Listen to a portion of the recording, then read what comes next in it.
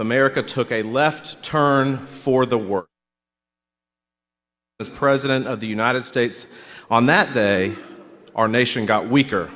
Families became less safe. Freedom became less secure. Quite frankly, the last 2 years have been a disaster. But this past November, the American people said that they had had enough. On Election Day, we did one thing to get this country right. We fired Nancy Pelosi.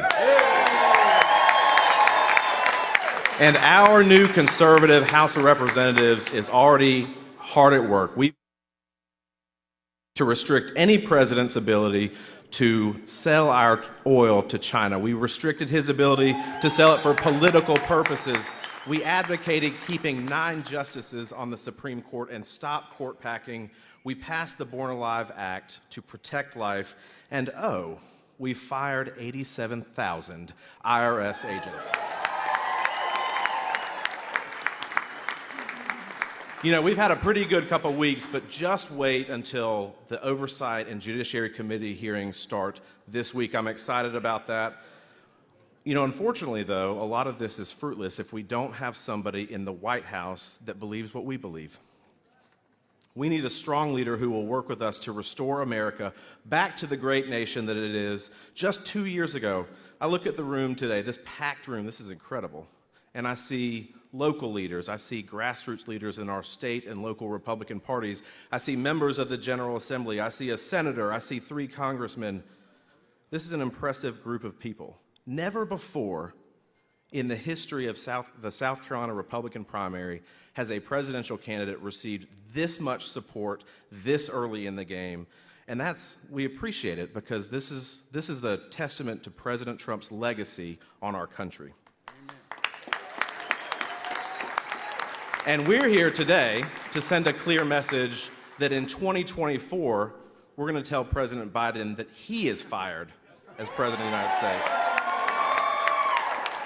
We need a friend of South Carolina, someone who overwhelmingly had the support of our state in 2016, again in 2024 or in 2020, and will be with him in 2024.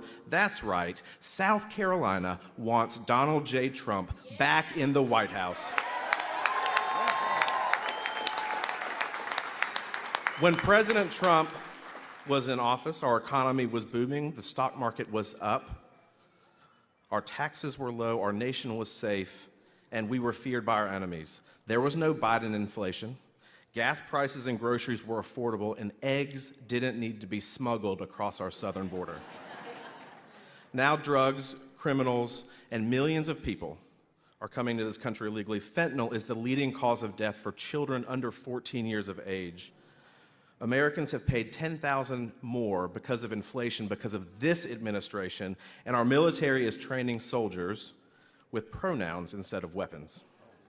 All the while, a confused old man is asleep at the wheel in his Corvette driving this country off a cliff. Ladies and gentlemen, we need a leader who will put America first, who will fight against the swamp, the fake news, and the liberal left. We need Donald Trump. Mr. President, I'm proud to be here. I'm proud to support you and your campaign because, make no mistake, South Carolina is Trump country. Yeah. Ladies and gentlemen, please give a warm South Carolina welcome to the 45th and soon-to-be 47th President of the United States, Donald J. Trump.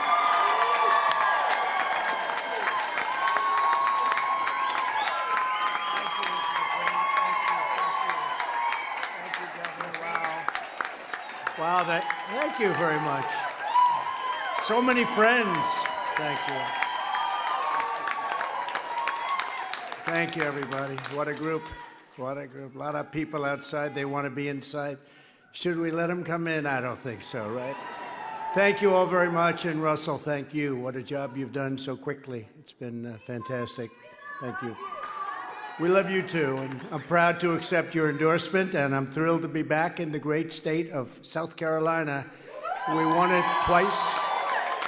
We won it twice by record numbers, and it's just a real honor. It's an incredible place. As the famous saying goes, South Carolina picks presidents. You've heard that a little bit before, right? In 2016, this state did exactly that, giving us 44 out of 46 counties. And I can't wait because the answer is we're going to get 46 this time. I think we're going to get all 46. I have a feeling. We're here today to announce our campaign's incredible South Carolina leadership team headed by Master. What a man. What a man. Thank you very much. And Peggy, thank you. We've been friends for almost from the minute we met. He wanted to endorse me, and I wanted to take his endorsement. I didn't have the endorsement from the person that for a period of time was a little bit above him, and that worked out very well for me, didn't it, huh? But, Governor, you've done an incredible job, and congratulations on your recent very big record victory. Thank you very much, and Peggy. And a friend of mine for a long time. We don't always agree, but that's okay, too. But he's a great guy, a great politician, actually, and a terrific person who loves your state, Senator Lindsey Graham. Thank you, Lindsey. Thank you. And many others we're going to introduce you in a little while. I just want to say to so many patriots with us this afternoon, including South Carolina First Lady Peggy McMaster. Thank you, Peggy. What you had to put up with during these campaigns. What you had to put up with, and you did. You're a professional and a great, great person. Thank you very much, Peggy. We appreciate it. South Carolina Senate President Thomas Alexander. Thank you very much. Thanks, Thomas. Appreciate it. House Speaker Merle Smith. Thank you, Merle. This campaign will be about the future. This campaign will be about issues. Joe Biden has put America on the fast track to ruin and destruction, and we will ensure that he does not receive 4 more years. We had a tremendous period of time. We had a tremendous thing happening just 2.5 years ago. I used to say 4 years ago, then 3 years ago, then 2 years, and now it's all of a sudden it's catching. So 2.5 years, if you just take a look at what we did, where this country was greatest economy ever, largest tax cuts in the history of our country, largest regulation cuts in the history of our country, Space Force, right to try. We did so many things. Strongest border, by the way. How important is that? Strongest border in history. We built hundreds and hundreds of miles of wall. We got Mexico to give us 28,000 soldiers free of charge, no cost. And we had the greatest border in history and among the lowest years ever recorded for drugs. And now the drugs are literally 10 times more than they were just 2 years ago. What's happening to our country? The 2024 election is our one shot to save our country, and we need a leader who is ready to do that on day one. We need a fighter who can stand up to the left, who can stand up to the swamp, stand up to the media, stand up to the deep state. Am I allowed to say stand up to the rhinos, too? I think we can say that. I think we can say that. Stand up to the globalists and China and stand up for America, and that's what we do. We stand up for America, and that's why we had polls today come out, the best polls I think I've ever had, actually. And people are seeing, and they're liking us, but they're also not liking what's taking place in our country. To change the whole system, you need a president who can take on the whole system, and a president that can win. And we did great. Last time, we got 12 million more votes than we did the time before. Somebody interviewed me recently. What was the difference between 2020 and 2016? I said, the difference is we did much better in 2020. We did. Got many millions of more votes. But we got to be careful on election day, or as they call it now, election period, because these election days have gone into a long time. Another crazy thing that's happened. There's only one president who has ever challenged the entire establishment in Washington. And with your vote next year, we will do it again, and I will do it again. This will not be my campaign. This is going to be our campaign. I just left New Hampshire, and the relationship we have with that group of incredible patriots is unbelievable. Thousands and thousands of people coming from just a plane to the site, waving American flags, so proud of our country and so discouraged by what's happened. Together we will complete the unfinished business of making America great again. You know, when they hit MAGA, oh, MAGA, MAGA, MAGA, that means make America great again. We're trying to explain that to a couple of Democrats. They don't quite get it. Just as we did 2 years ago, we're going to stop cold, the invasion on our border. That's an invasion, our southern border. We went from the best to, I think, the worst in the world, Henry. I think it's the worst ever, because no third world country would allow that to happen. They'd be there with sticks and stones if they had to be. But nothing like that's ever. This is an invasion that nobody's ever seen anything like it. And I think the real number could be 15 million people, not 4 or 5 million people. They have no idea what the number is. And they're coming from prisons, and they're coming from mental institutions, and they're coming from a lot of bad places that it's going to cause us a lot of problems, and we have to get that straightened out. We have to get it straightened out fast, and we have to remove a lot of people very, very fast, because we can't have what they're sending. They're sending people that are killers, murderers. They're sending rapists, and they're sending, frankly, terrorists, or terrorists are coming on their own, and we can't allow this to happen. So the illegal border crossers are going to be sent straight back home, those bad ones especially, and they're going to go fast. You know, when we were doing this 2.5 years ago, we sent thousands of, you could call it MS-13, you could call it some of the gangs, the gang from hell. These are not nice people. And we sent them back home by the thousands, and they didn't want to take them. They said, no, we're not. And the Obama administration couldn't get them back. They said, sir, we can't get them back. They won't accept them. I said, how much money do we pay them?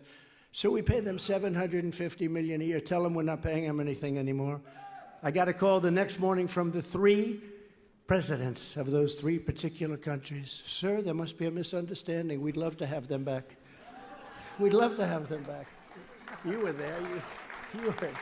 They would love to have them back. We'll take all the MS-13 you have, but please keep paying. So we sent them back, but we still didn't give them the money. But now they made up for it, because they give far more than what we were doing, Henry. We're going to end the free reign of violent criminals in Democrat-run cities and keep dangerous repeat offenders locked up in jail where they belong. We're going to stop the left-wing radical racists and perverts who are trying to indoctrinate our youth. And we're going to get their Marxist hands off of our children. We're going to defeat the cult of gender ideology and reaffirm that God created 2 genders called men and women. We're not going to allow men to play in women's sports. And by so doing, you know what happens. We're going to save the dignity of women, and we're going to save women's sports itself. It's ridiculous. It's ridiculous. We're going to bust up the censorship regime and bring back free speech again. We're going to find the deep state actors who have burrowed into government, fire them, and escort them from federal buildings, and it'll go very quickly. We're going to stop the appalling weaponization of our justice system. There's never been a justice system like this. It's all investigation, investigation. I've been going through it for 7 years. Oh, 7 years. We want his taxes. They get the taxes. That's the end of that. Nothing. They were very good. They said, he's very wealthy, but he didn't pay a lot of tax. But you know what we did? We created tremendous jobs, because that incentivized us to pay and create tremendous amounts of jobs. And look, we have a country. It's all about incentive. You have to incentivize people, and they're taking the incentives away. We have to be very careful. But we have a weaponized justice system like this country has never seen before. The FBI went to Twitter, and they said the laptop is Russian misinformation. Think of it, Russian misinformation. And they said, just don't do anything, don't say anything. This is just before the election. Then the election comes and goes, and they said, well, I guess we got that one wrong, right? They all got it wrong. It's a disgrace. Just that alone was such massive cheating. The pollsters say it made a difference of 17 points. We didn't need 17 points. We didn't need almost anything. We actually needed nothing. And we're going to restore election integrity. We have to. People have to believe in our elections. They have to believe in elections, and they have to believe in borders. We need borders, and we need fair elections and free elections. And if you don't have those 2 things, you don't have a country. Most importantly, we're going to reverse every single crisis, calamity, and disaster that Joe Biden has created and bring safety, prosperity, and prestige back to America. And I will say, we're going to put America first, as I did just 2.5 years ago. America was first. And there's never been a period of time like it. Every day for the United States, though, is April Fool's Day. This just occurred to me yesterday.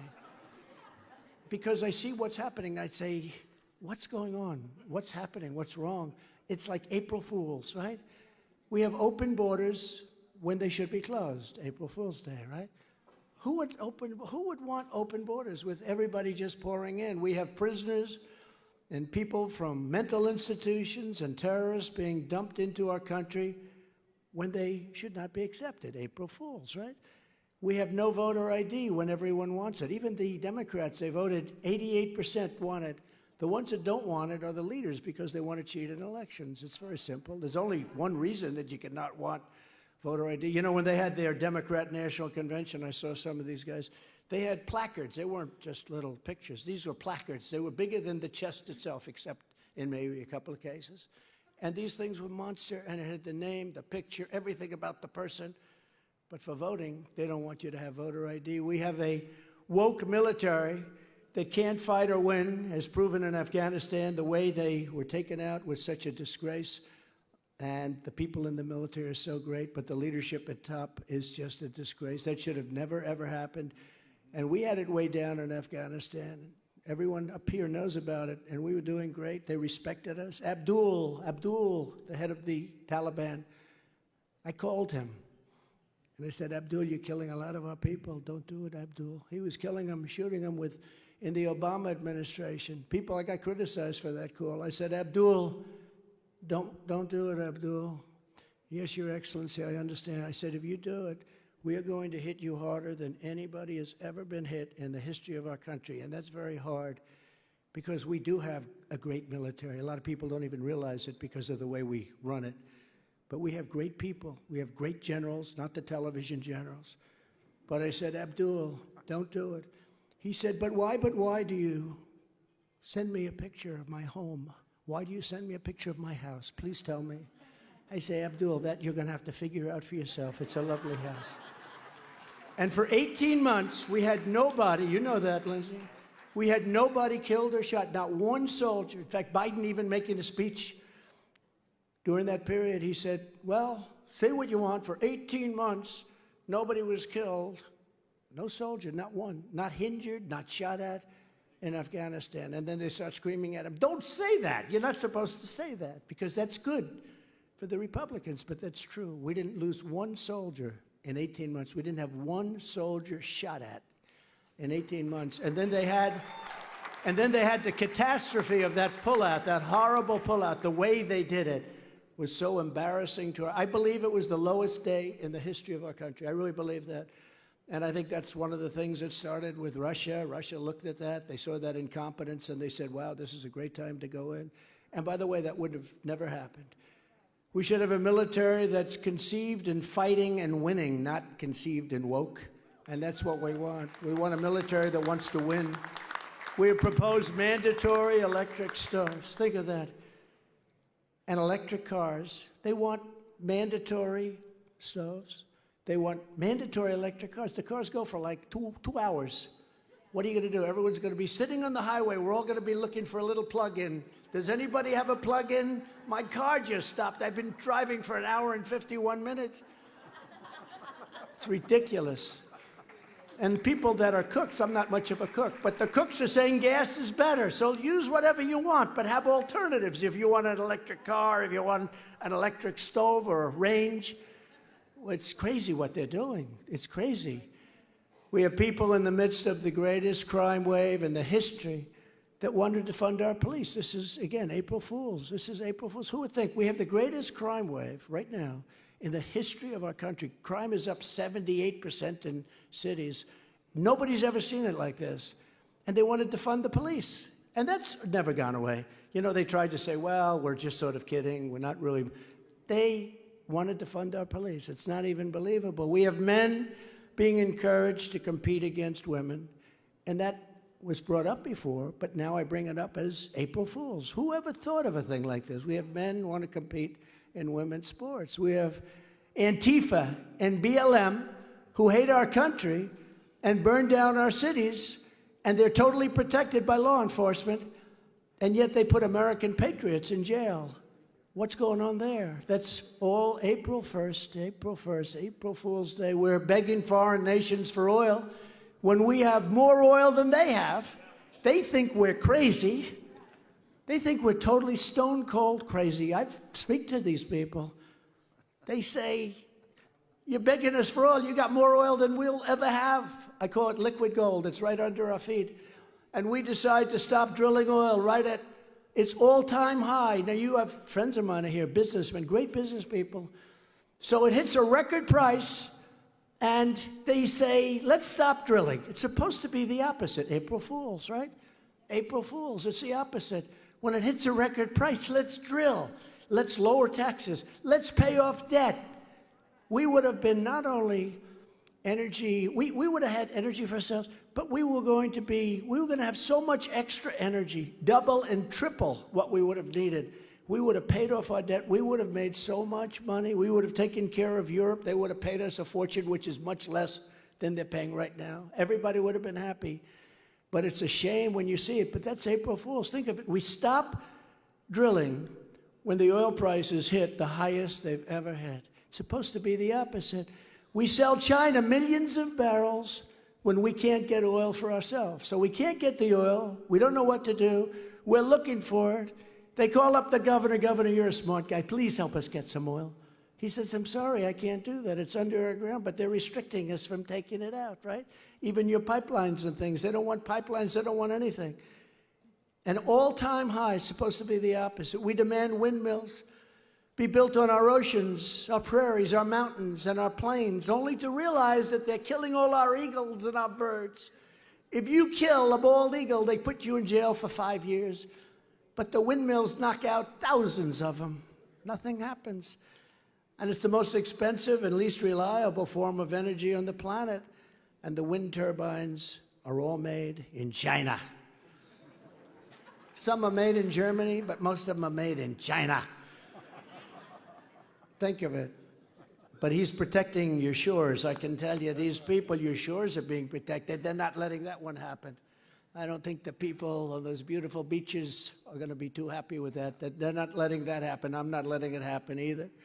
We have a president whose son's laptop from hell gets taken over and exposes massive corruption like nobody's seen before. And then the FBI goes and convinces the media that it's all nonsense. Don't believe it. Don't believe it. All disinformation. And they say, don't worry about that. Let's go after Trump. Trump. Let's get Trump. I sold something in New Hampshire. I said, you know, the son goes to the father. He says, you know, Dad, they got the craziest guy. He's running this store to fix laptops. And I gave him my laptop. And he's really gone wild, Dad. He's saying bad things about me, really bad. He's saying bad stuff, but what's he saying, son? Tell me, what's he saying? What do they say about me? Well, it's exposed every single crime that you've ever committed, Dad. Then I say, at some point, doesn't Biden have to say this son thing is not working out well? I mean, if you think, you guys are great politicians. At some point, don't you sort of say, like, this whole deal with the son, with Hunter, it's not working out great.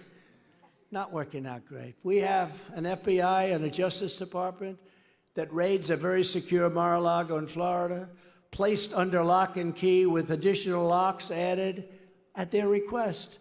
But then they want nothing to do with Biden's garage, where classified documents are strewn all over a wet floor. You know, anybody know much about garages? Those floors get very damp and wet. So you can just imagine. And then it turned out today, they just announced that house was used as Hunter Biden's office to deal with foreign countries. Can you believe it? Oh, you didn't hear that? They got a bigger charge than I thought. Most people, they're so used to this corruption, there's not much of a charge. You go, yes, yes, yes, every day in America has become April Fool's Day. This is what it feels like, because I could go over, I could do this all day long. We could say things. It's just the opposite. They do just the opposite of common sense. You know, people think of Henry as a conservative, and he's conservative, but he's basically a man of common sense. I think we all are. We're men of common sense and women of common sense, because this is really common sense. It's not about party. They're doing things that destroy our country, that are so obvious. 2 years ago, we had that great energy independence, and it was surrendered for no reason. South Carolina families are paying over 50% more for gasoline than they were when I left office, and it's actually much higher than that. We were at $1.87 a gallon, and now think of it. Now we're at $4, $5. California's still at 7, but it's going up. You know, they use the National Reserve. I filled up the National Reserves. I did that because we had so much. I made one miscalculation. I got them so incentivized. They were producing so much gasoline, they were going to all go out of business. And the prices were going down. Remember when it was, you could get a barrel of oil for nothing, and they'd give you $37, but you had to take it away. So it was no good for the Wall Street guys because they don't like carrying barrels of oil. But we had a period of time, but we were producing it like never before. And we created something that nobody's ever seen. We would have been at a level that nobody's ever seen before. But just as I did before, I will unleash America's vast energy resources. Those guys can start up quickly. It will also, by the way, knock the hell out of inflation. You know, inflation was caused by energy. Energy is very, very big, very powerful, very all-invasive. This is a big thing, energy. And when you're a chef and you're cooking, or when you have a store and you're doing something, or when you're sending trucks around to deliver things, or whatever you're doing, it's so much energy, the cost of the energy. And that cost was up 50, 60, 70%, 80%. It was going up like crazy. And don't forget, it's artificially known. Now it's starting to inch up again very rapidly, actually, because he took these strategic national reserves that I built up, and he took everything out. And now it's at the lowest level. I just read that it has been in 40 years, 42 years. So this is crazy. That's supposed to be used for war, for our protection. It's not supposed to be used to get gasoline prices down for an election, which is what they did. Well, thank you. I love you too. But we handed Biden a great economy, the fastest economic recovery ever recorded. It was the fastest ever recorded. But now families are being crushed with real wages down 21 months in a row. 21 months in a row. As president, it will be my personal mission to put a secure middle-class lifestyle within the reach of every single South Carolina family, and we'll do it easily. We're going to beat inflation rapidly. Rapidly. You know, the one thing is it's not as easy as it would have been because it was what caused it was energy. Now everything is causing inflation, Henry, everything. But to beat inflation, we will stop the government spending insanity. $1.7 trillion just approved, and we'll rebuild the greatest economy in the history of the world. And I did it before, and I'll do it again, and it won't even be difficult. It's not even going to be difficult.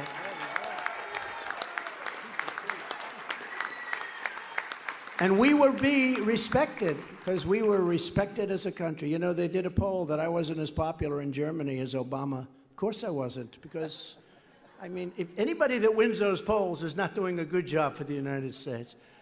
And we both got big crowds, but they wanted to see who's more popular.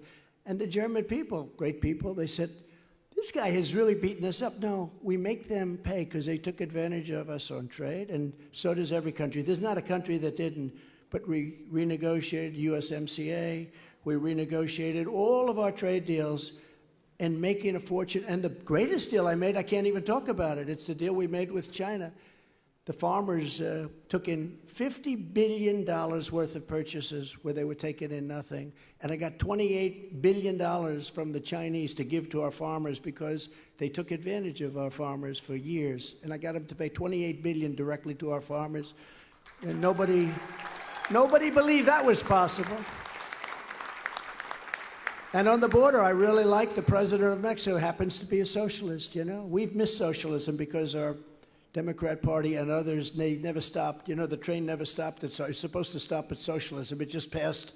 So we're down to Marxism and communism, okay? It never stopped. But I said to him, President, we have to have 28,000 soldiers guarding our border. He said, we can't do that. I said, you have to do that. And I said, 28,000 soldiers. And we also have to stay in Mexico. Everybody has to stay in Mexico. I can't do that. You got to do that. Then he sent a representative. He laughed at me when I said it. He said, no, we can't do that. We won't do that. I said, you have to do it. And if you don't do it, we're going to charge you a 25% tax on every single product you sell to the United States. And he said, could I get back to you in 5 minutes. I'd like to make one call. I think that might have been to the president. And he made the call, and he said, it would be our honor to give you 28,000 free soldiers. It would be our great, great honor to allow you to have stay in Mexico for millions of people. Millions and millions of people. You remember that one. Unlike Biden, who's wasting hundreds of billions of dollars on the Green New Deal, I will send South Carolina the world-class infrastructure that you truly need. Just as I ensured that Charleston was the deepest water port on the East Coast. We took care of it. That was us, right? We took care of it. You got the best, the deepest. You know, we had a sign up there that said, dig we must. Forget about everything. Dig we must. They're saying, oh, no, there was a snail there. I said, that's all right. We'll work that out. But you have the deepest port by far on the East Coast, and that was a big thing. I assume that had a big, that's great, right? Good job, you did too. By phasing in tariffs and restrictions, we will phase out imports of all essential goods from China, and we will bring those jobs and factories back to South Carolina and our other great states. And I will force the Chinese to sell any holdings in the United States that put our national security at risk. We have to do that. I took in hundreds and hundreds of billions of dollars in taxes and tariffs from China, brought in businesses and brought them back from China like nobody's ever seen before. It's never been done. No other president has ever done anything like it. No other president has ever taken in 10 cents from China. It was always, oh, they're a developing nation. They say they're a developing nation, so on trade deals and all of this, they just rip us off. Nobody's ever ripped us off. But other countries rip us off also, but nobody's ever ripped us off like China. When I got in 507 billion, with a B, billion, in deficits with China. Think of it. Not even sustainable. But this is why we have $32 trillion in debt. When you think about it, much of it's owed to China, which is interesting. We'll have to work that out. I can see a nice swap there. You know, you've screwed us for about 30 years. Let's negotiate that debt. Let's renegotiate the debt. No, it's ridiculous. We owe them trillions of dollars, and they've taken advantage of us. I don't think that's good. Under Biden, fentanyl, heroin, meth, and other lethal drugs are pouring across our wide-open border, tearing families and communities apart. Drug overdose deaths are up 13% in South Carolina last year, and the reason is the drugs are just pouring in at levels 10 times what they were 2.5 years ago. Who can believe that? 10. This isn't 100%. This is 10 times. The drug cartels are waging war in America, and it's time for America to wage war right now on the drug cartel.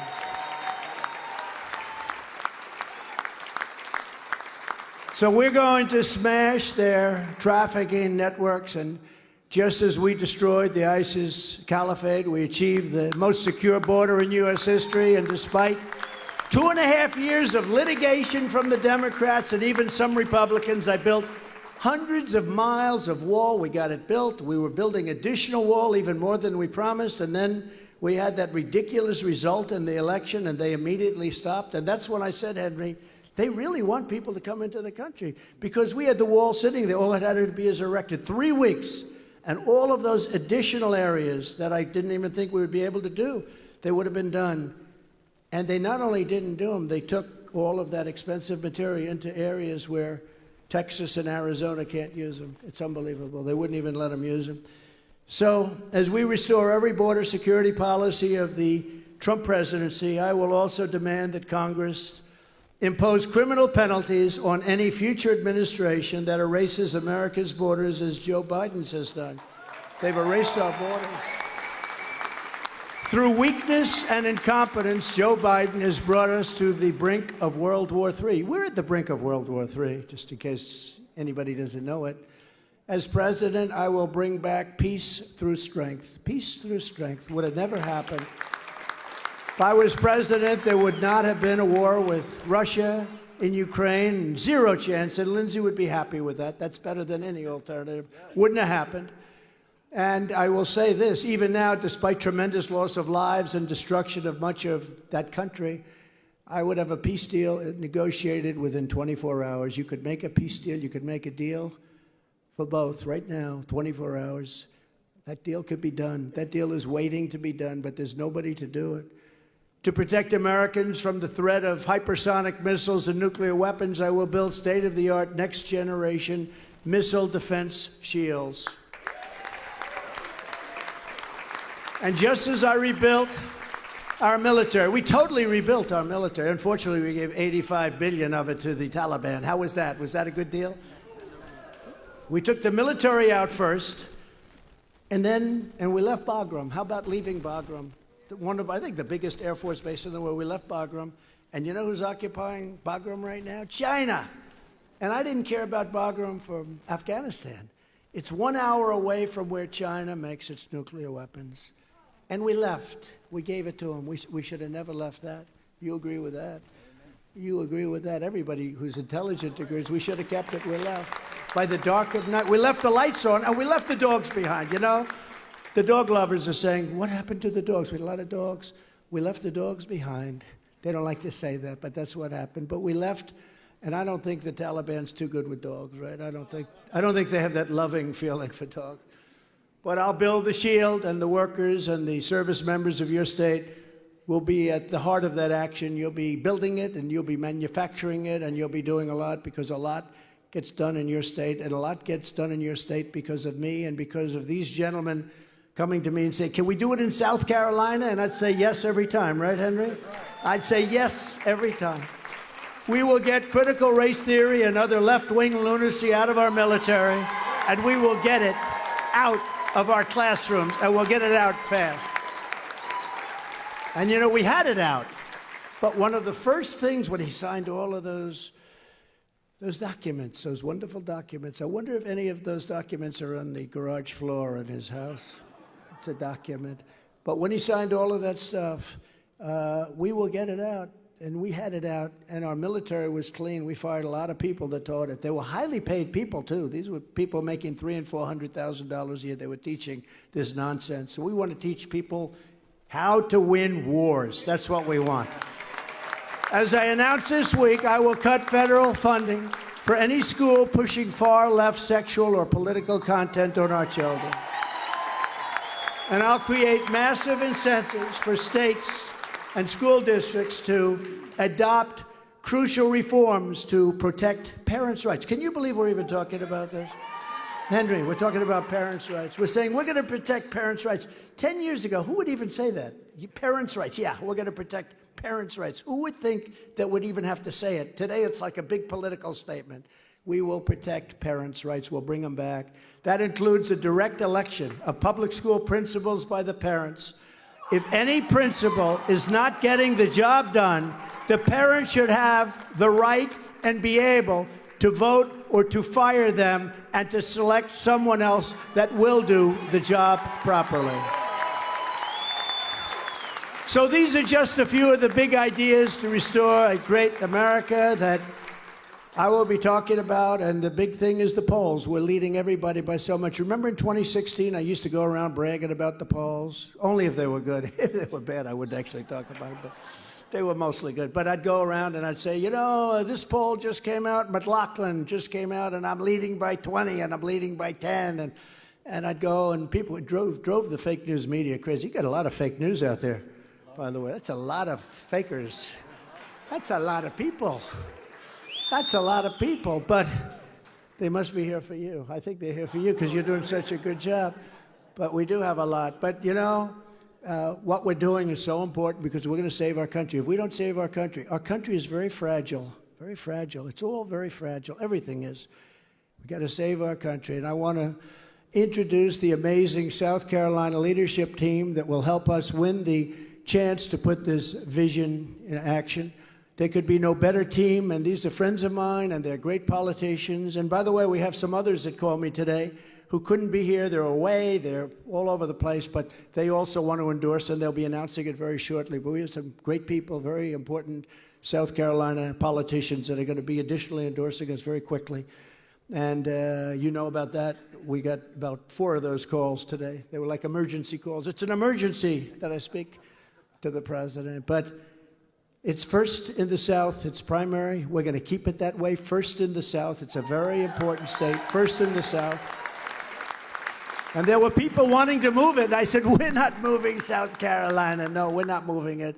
First in the South, and you'll always be. I'm proud to announce that we have your amazing Governor Henry McMaster, your senior U.S. Senator Lindsey Graham, great friends of mine, your Lieutenant Governor, Pamela Yvette. Pamela, where's Pamela? Pamela? Oh, okay. Hi, Pamela. Thanks. Your State Treasurer, Curtis Loftus, and a friend of mine. Oh, that voice was so beautiful as he called it out in Congress. Congressman Joe Wilson. I thought it was brilliant. See, that was done from the heart. That was done from the heart. That was, I don't know if you know it or not, you took a little heat at the time. People love you for that because it showed honesty, dedication, and love of your country, right? And say hello to your son, too. He's doing a great job. And a young, wonderful congressman who came into it early and somewhat unexpectedly, right? And boy, did you turn out to be a professional. You won by the largest margin in history until Cheney, I have to be honest. She lost by a number that was even bigger than your opponent lost by. Your opponent lost by 26 points. She lost by 40. So you're going to have to go back to work on your next opponent. But your second biggest all time, Russell Fry. Thank you, Russell. And another one who's been so fantastic, Congressman William Timmons. He has been so great. Thank you, William. Thank you very much. And a friend of mine, somebody that could, I think, run for almost any office and win Lieutenant Governor, former Andre Bauer. I think he could win for pretty much anyone. A man who did a fantastic job, who was a real U.S. attorney, Peter McCoy. Peter, great job. And another friend of mine, you know, I sent him to a country that makes the finest desserts in the world. I shouldn't have done that. But he did okay. He did okay. You're looking very thin, actually. Ed McMullen, he's a great guy. Ambassador. And there's also an incredible group of state legislative leaders here who will be supporting us in a very big way, and we're going to be announcing it over the next couple of weeks. We have tremendous support. I think we have really tremendous support all over the country. This is the first time I've done this. We're early. You know, when I announced a couple of months ago, the fake news said, "Why isn't he campaigning? There must be something wrong." I said, it's 2 years before the election. Give me a break. But we have huge rallies planned, bigger than ever before. The rallies are actually bigger than they've ever been because there's a spirit like we've never seen before. And it's been, I think, unequaled ever in the history of our country. And it's more spirit now than we had at any time. And that includes 2020 and even 2016.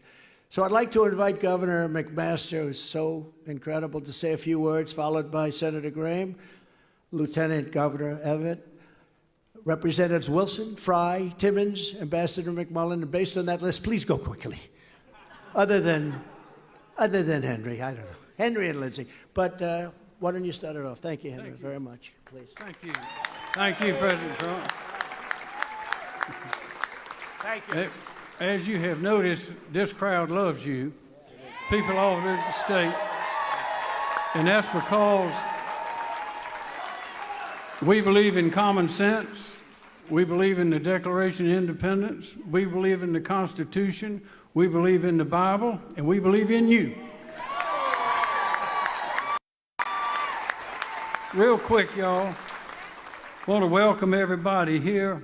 And it occurred to me as the president was talking and I was thinking about what was happening, is we know that sometimes the Lord moves in mysterious ways, might go one way to come back another later. Well, here we are.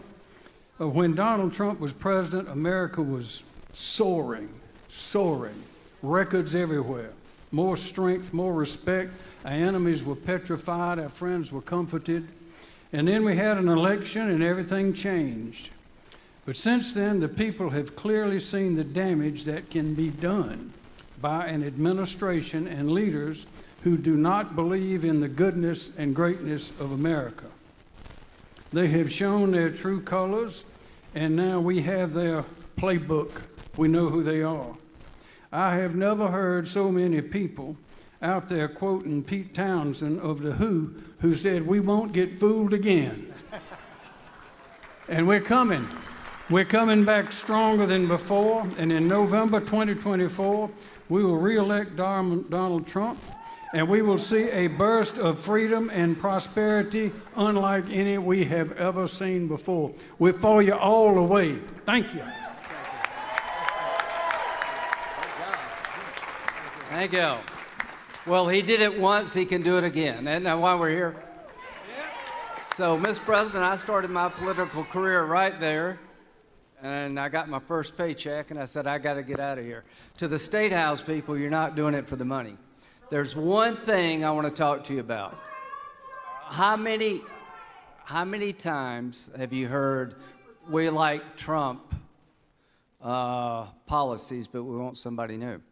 There are no Trump policies without Donald Trump. I was there.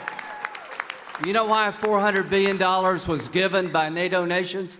Because he asked and they were afraid to say no. Every president since I've been up there has asked NATO to give more money, but they gave more money when he asked. People talk about China. You did something about China. They finally paid. Everybody's been talking about China. You made them pay. You know why Mexico said yes to you? Because she scared the hell out of them by taking on China. You know why the Abraham Accords came about? It's because you convinced the Arabs and the Israelis you were strong and you're reliable. You killed the terrorist that needed to be killed.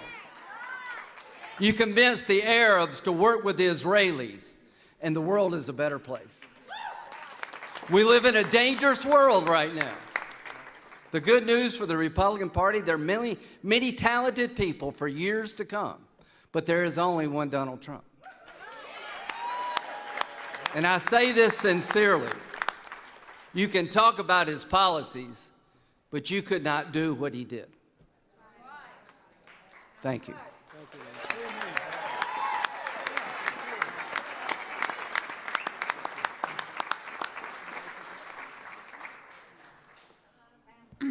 Well, thank you, Mr. President, for coming to South Carolina. Thank you. You know, there are so many things we're grateful for. We're grateful for your stand on life, especially here in South Carolina. And thank you so much for moving our embassy to Jerusalem. My husband David and I had the chance to visit earlier this year on an international trade mission. It's a beautiful embassy, and the people of Israel are so proud to have it there. Thank you for coming to South Carolina. Thank you. Thank you.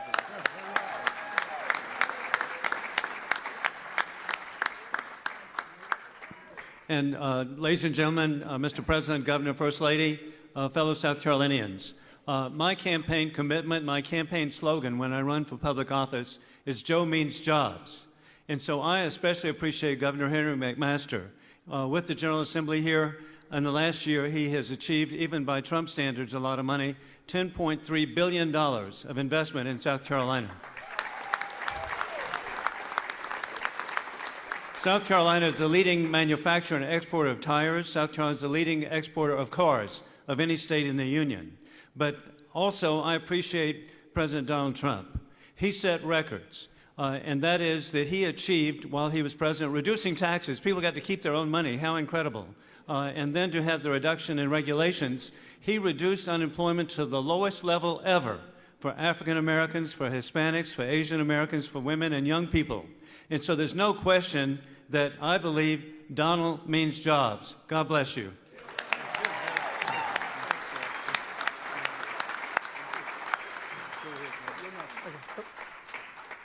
I have watched Nancy Pelosi and Democrats in Congress spend $5 trillion that has caused inflation to be the highest in my lifetime. Gas prices the highest in my lifetime. And we just fired Nancy Pelosi, and we're going to stop the spending. That's step one.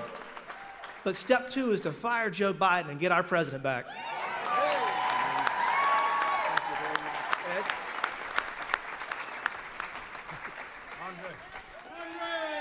Hey. Thank you all for being here. This building was started over 150 years ago, and there's a ton of history that's been through this building. but this is as big a history today as there's probably ever been in this building. Ladies and gentlemen, in 2016, I believe there were 16 people running. I can't remember all of them, but there were 16 people running, and early on, I picked this gentleman because I wanted a change agent. I had seen enough of the same old folks that learn talking points. I got all the talking points I need. I want results. I don't even know if you know this, but I was in Iowa when you spoke at the college when it was snowing out there early on in the primaries when you chose not to do the debate and go meet real people at the college. I can tell you, ladies and gentlemen, we're going to make history right here in South Carolina. When I was a little boy, Ronald Reagan ran for president. That's the first time we picked a primary, that real people got to pick the primary, not just the activists. Only one time, Newt Gingrich is the only time we didn't pick the next president nominee for the Republican Party. We did it 2.5 years ago. We did it before that. We picked the right man at the right time for the right job, and we made history picking the 45th president of the United States. Ladies and gentlemen, we're now going to pick the 47th president of the United States.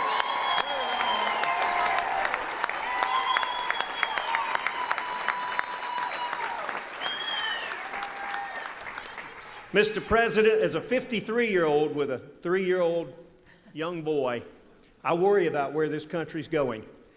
And I feel blessed. I talk to the Lord almost every day, and I feel blessed that we have someone like you willing to go back and fight that swamp in Washington. We're praying for you. We're thankful you kicked it off in South Carolina. God bless. Thank you.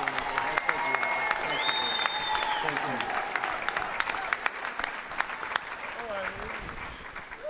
Folks, let me tell you, the greatest honor of my life was to serve as ambassador to Switzerland and Liechtenstein for President Trump.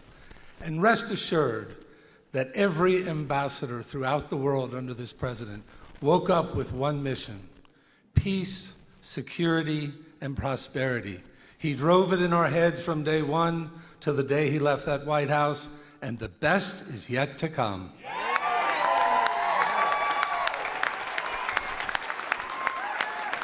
So, thank you very much. Thanks, sir. So we'll just conclude by saying I very much appreciate it. I respect these people so much, and the state so much, and God bless you. We need the blessings from God. Our country's in big, big trouble. God bless you all, and we'll turn it around, and we'll turn it around fast. Thank you all very much. Thank you. Thank you very much.